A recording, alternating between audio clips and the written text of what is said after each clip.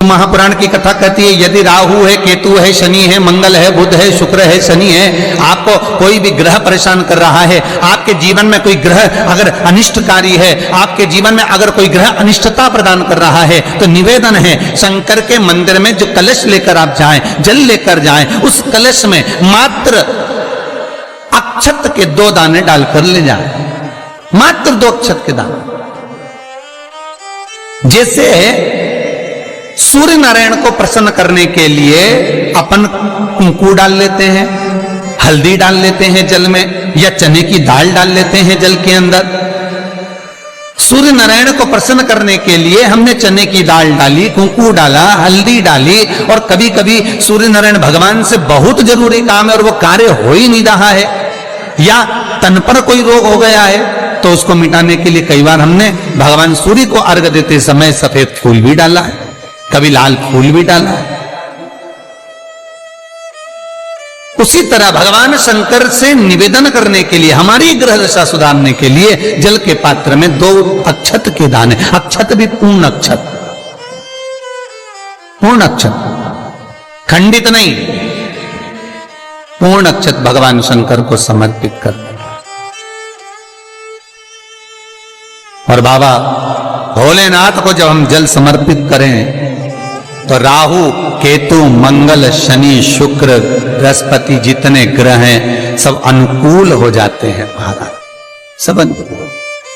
इतना बड़ा दर्पण जिसमें मुंह देखते हो आप, मुख, इतना बड़ा दर्पण लिया। अच्छा, पहले के लोग जानते नहीं है, पहले जो घरों में, आजकल तो फैशन की बंदरवाल होती है, दरवाजे पर जो बंदरवाल लोग लगाते हैं, कहीं मोती की लगा रहे, कहीं काय की लगा रहे, परंतु पहले जो बंदरवाल होती थी उस बंदरवाल में अगर कई शहरों में जैसे काशी साइड में, तो आज भी जो बंदरवाल मिलती है उत्तर प्रदेश में, और चलो तो गुजरात में, तो उसमें इतने बड़े बड़े कांच लगे रहते हैं, दर्पण। उसका क्या महत्व है, उसकी मूलता क्या है? शिव महापुराण की कथा कहती है दर्पण इतना बड़ा ले लो, बंदरवाल अगर दर्पण वाली नहीं तो इतना बड़ा दर्पण लो, हनुमान जी के मंदिर में जाकर, क्योंकि हनुमान शंकर का ही अवतार है, हनुमान जी के मंदिर में जाकर हनुमान जी के उल्टे पांव का थोड़ा सा सिंदूर, चरण का थोड़ा सा सिंदूर एक कागज में लेकर आ जाइए, और हनुमान जी के छोटे भाई, हनुमान जी 6 भाई हैं, उसमें गतिमान, हनुमान जी के छोटे भाई गतिमान का नाम लो, और गतिमान का नाम लेकर उस दर्पण पर सिंदूर से त्रिशूल बना दो, सिंदूर से त्रिशूल बनाकर उस दर्पण को घर के बाहर, दर्पण का मुख बाहर की ओर, ऐसे बाहर की ओर मुख कर कर दर्पण को घर के बाहर या दरवाजे पर, बिल्डिंग पर, ऊपर जाली में, फ्रंट में, कहीं पर उसको लगा दीजिए।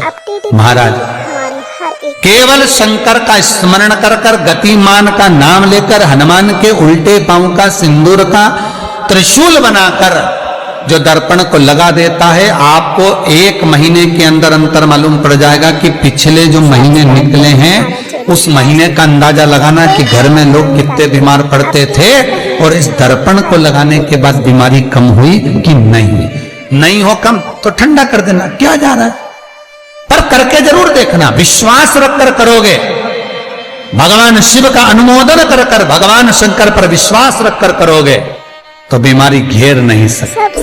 अकाल मृत्यु हो मरे जो काम करे चंडाल का, काल उसका क्या बिगाड़े जो भक्त हो महाकाल का। शंकर की आराधना करने वाला, शिव का स्मरण करने वाला, शिव का निवेदन करने वाला, शिव अर्चना में डूबने वाला, शिव का अनुमोदन करने वाला कभी दुखी नहीं हो सकता।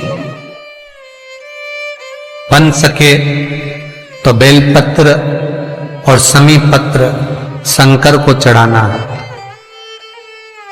5 बेलपत्र, 11 समी पत्र।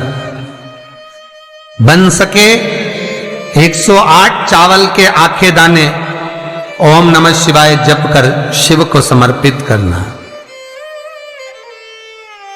महाराज दुख तकलीफ ज्यादा है, रोग बीमारी ज्यादा है, तो पानी में लाल चंदन घोलकर, लाल फूल डालकर, बेलपत्री के पेड़ के नीचे। कई लोग कहते हैं गुरुजी क्या दूध चढ़ाना जरूरी है शंकर पर? कई लोग कहते हैं गुरुजी क्या दही चढ़ाना जरूरी है शंकर पर? शहद चढ़ाना जरूरी है? घृत चढ़ाना जरूरी है? शक्कर चढ़ाना जरूरी है? शिव महापुराण की कथा कहती है 5 चीजें शंकर भगवान पर चढ़ती है। दूध अर्थात घर में लक्ष्मी की वृद्धि करता है, इसलिए चढ़ाया जाता है। दही शंकर भगवान पर इसलिए चढ़ाते हैं क्योंकि यह परिवार को जोड़ता है। जिसके परिवार में क्लेश ज्यादा होता है, जिसके परिवार में आपस में तकरार ज्यादा होता है, उसको दही जोड़ता है। शहद घर में चिड़चिड़ प्रवृत्ति को समाप्त करता है। घी रोग को समाप्त करता है। शक्कर मिष्ठान घर में यदि लक्ष्मी आकर जा रही हो तो मिष्ठान समर्पित किया जाता है। इसलिए पंचामृत स्नान का भाव शिव महापुराण कहती है। पंचामृत स्नान का भगवान, इसलिए 5 चीजें शंकर को समर्पित हैं। दूध, दही, घृत, शहद, शक्कर अर्थात मिष्ठान। शक्कर से मूलतः यहां शिव महापुराण में शक्कर नहीं लिखी है, मिष्ठान।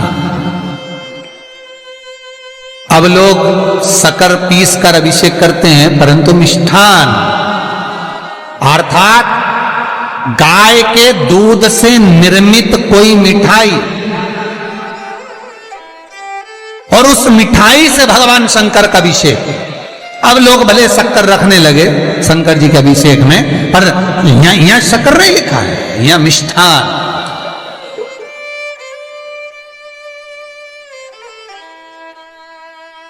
हमारे यहां सहज भाषा में कहते थे उसको खांड अर्थात मीठा भाव भगवान शंकर को समर्पित हो।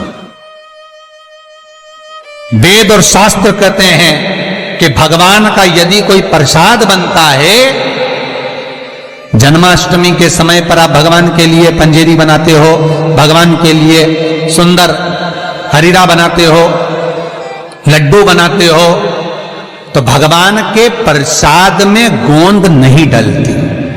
ध्यान रखना, आपकी बहू का जापा हो, डिलीवरी हो तो खूब बादाम गोंद सब तल तल के खिलाओ, पर भगवान का जापा हो, भगवान का जन्मदिन हो, भगवान का जन्मोत्सव हो, राम कृष्ण का जन्मोत्सव हो, तो उसमें गोंद तलकर प्रसाद में कभी मत डालना, क्योंकि उसमें ब्राह्मण हत्या का अंश है। ब्राह्मण हत्या। और विद्वान जो ब्राह्मण होते हैं साहब, जिन्होंने शिव महापुराण की कथा या भागवत पुराण पढ़ी होती है, सुनी होती है, वो ब्राह्मण कभी भी, जो विद्वान ब्राह्मण होंगे वो कभी भी गोंद का लड्डू, गोंद तली हुई कभी नहीं खाएंगे। भले वो देसी घी में तले, कुछ भी तले, पर गोंद नहीं खाते, गोंद का लड्डू नहीं खाते। क्यों? क्योंकि इसमें ब्राह्मण हत्या का अंश है। प्रत्येक फोटो में लक्ष्मी विष्णु के साथ नहीं मिलेगी, प्रत्येक फोटो में लक्ष्मी गणेश और सरस्वती मिलेंगे। दीपावली पर पाना खरीद कर लाओ, दिवाली पर कागज खरीद कर लाओ, दिवाली पर फोटो खरीद कर लाइए, लक्ष्मी गणेश के साथ मिलेगी, लक्ष्मी सरस्वती के साथ मिलेगी, पर लक्ष्मी विष्णु के साथ नहीं। क्यों? किस लिए? भगवान विष्णु और लक्ष्मी का फोटो। अगर आपको हमारा ये वीडियो पसंद आया तो प्लीज़ एक लाइक बटन दबा दीजिए, हमारे चैनल को सब्सक्राइब कर दीजिए और अपनी दोस्तों के साथ शेयर कर दीजिए।